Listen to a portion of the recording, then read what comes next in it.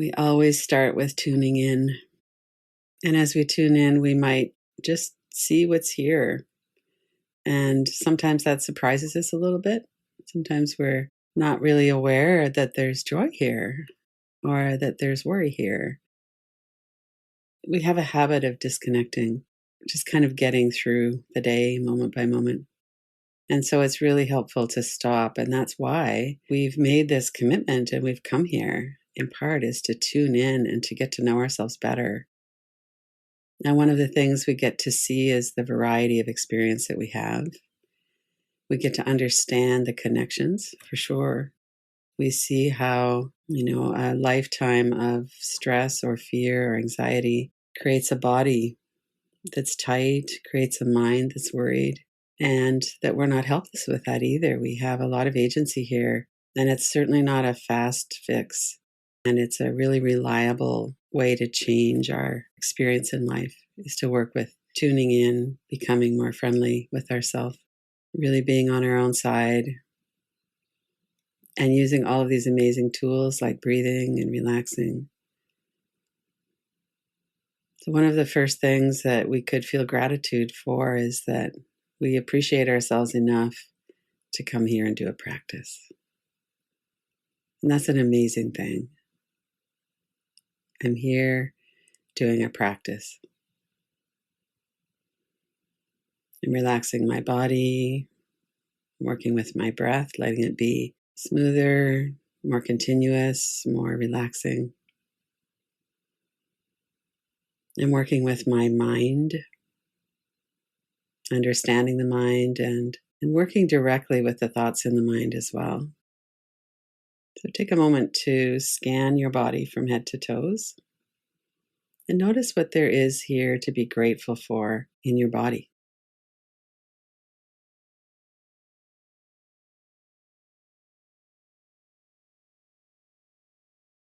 And our brains are set up to notice what's dangerous or painful. It's part of how evolution has kept the human species going. And that doesn't actually lead to a lot of happiness. It contributes a lot of suffering, the negativity bias of the brain. So these deliberate practices of focusing on the positive, or even just noticing what's here that I could enjoy about my body right now.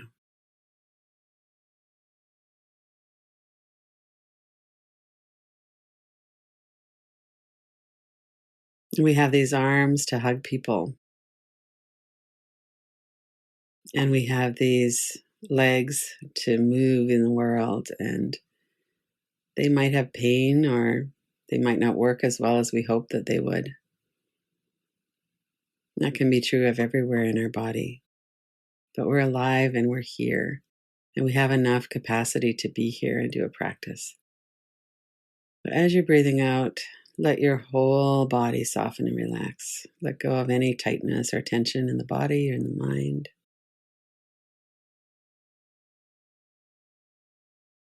Bring your attention through the face, through your forehead and eyebrows,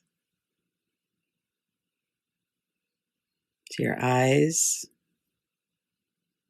We see a lot of amazing things through our eyes.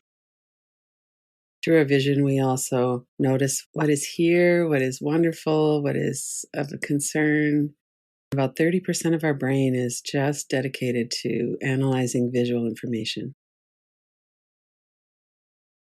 So how wonderful that we have a brain, and that if our eyes work, that we can see.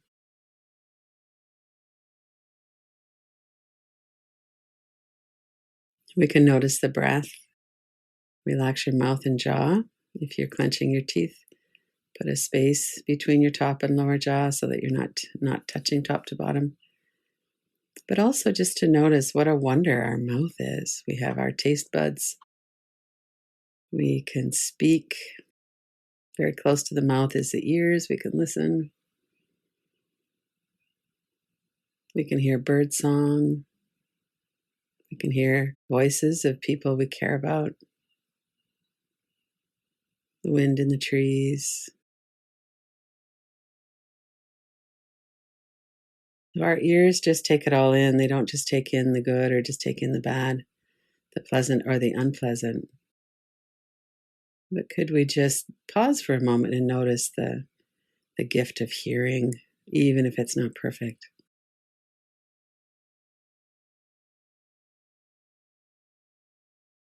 And the gift of speech, a lot of which happens through our brain. And of course, it happens through our tongue and our vocal cords too. And we have a brain that helps us to know what is wise speech, what is better not said. And we have that on a primitive brain level too, of what is safe to say and what is not safe to say. And we can have long standing habits and suppression around speech. That can be part of what is going on when our mouth is tight, our jaw is clenched. So, this gratitude is not a everything's lovely practice, it's more real than that. And let your tongue soften, let your vocal cords be still. And then come to the neck and shoulders, the sides of the neck, down into the top of the shoulders. And the front of the shoulders, the back of your shoulders, down into your arms and hands.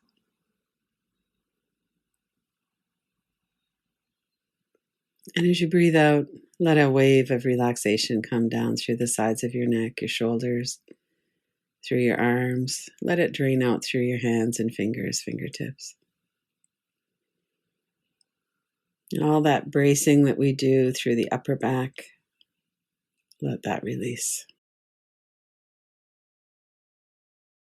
And we notice that we have a body that tries to protect us. So if you have that clenching your teeth, or if you have that cement shoulders tight through the upper back, that's an attempt on the part of our body to help, even though it's not actually very helpful to have a lot of contraction in a part of our body. We're trying to protect ourselves. And so as you're relaxing your shoulders and your upper back, you might look around the room as well and just notice, right now my body's safe.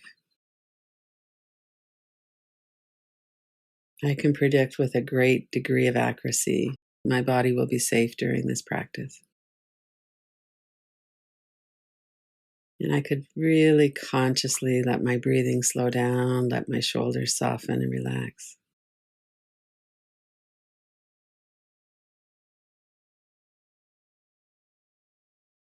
I could let myself feel safe.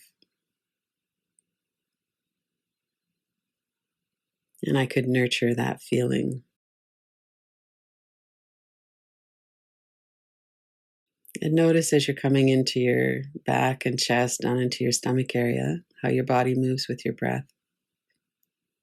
And already your breath might be a bit different than it was at the beginning. And sometimes we have patterns of breathing in our chest or holding our breath, or we barely breathe at all. And even under those kinds of adverse conditions, our body does its best.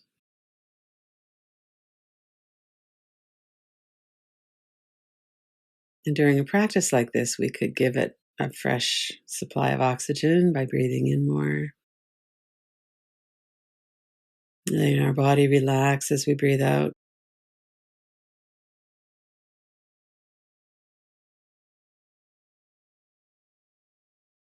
And notice that you have a mind that does whatever it does.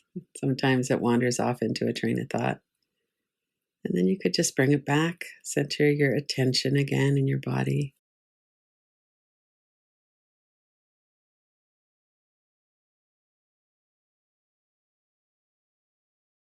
Bring your attention down into your legs.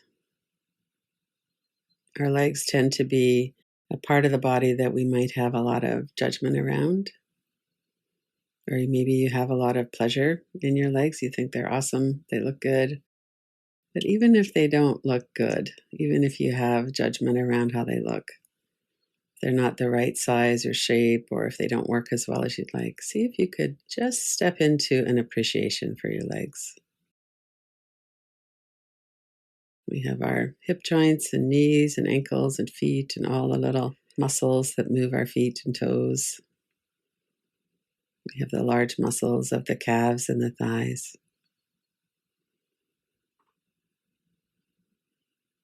And some people have a lot of pain in the legs or the joints, muscles.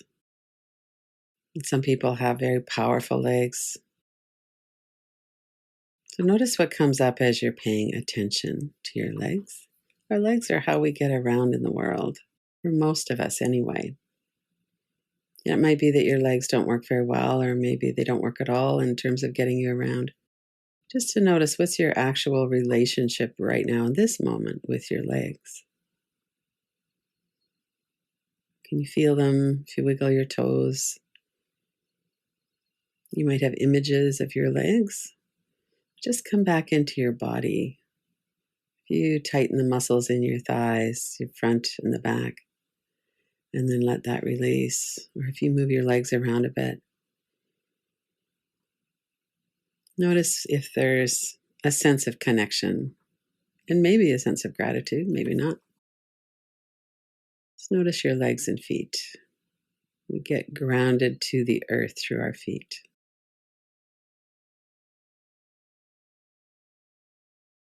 And then if we check out the interior spaces of our body, muscle and tissues and blood circulation and lungs and brain, and we have a whole lot of stuff going on inside our body. And maybe there's a connection or a gratitude for the internal workings of your body, your liver, your kidneys, lungs, heart, your brain, the nerves, the tendons, eyes, eardrums. We don't often think about gratitude for our eardrums, for the membranes in our body, for the feeling of the joy that comes into our body at times.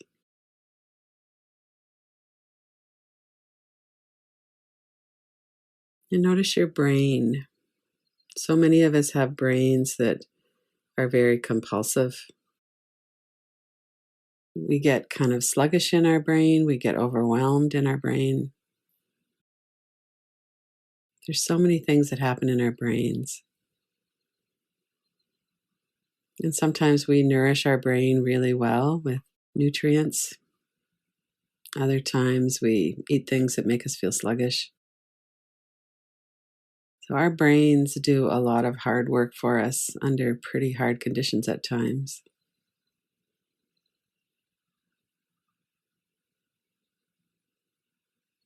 And if there's fear in our brain, it's because we've had fear in our life, in our experience, and that creates anxiety.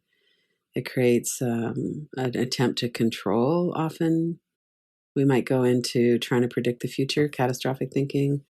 If this happens, how am I going to handle that? There's such a range of things that happen in the brain.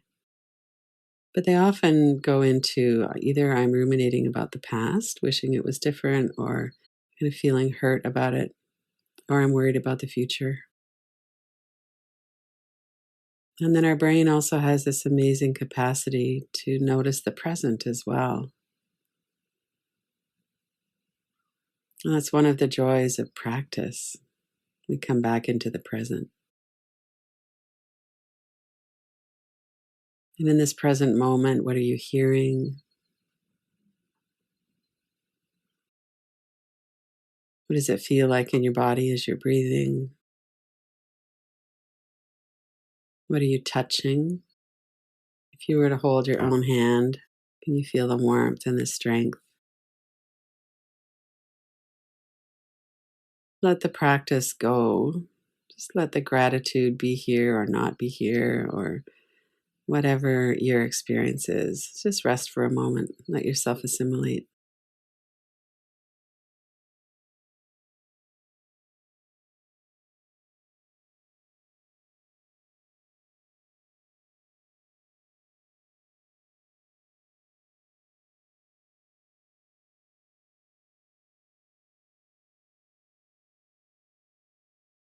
So we have gratitude for things that are here or not here. Sometimes we have gratitude for an absence of something, like an absence of pain or worry. Sometimes we have gratitude for things. If you were to bring up gratitude for something or for the absence of something, and then let the something go into the background, just notice, what does that feel like in your body?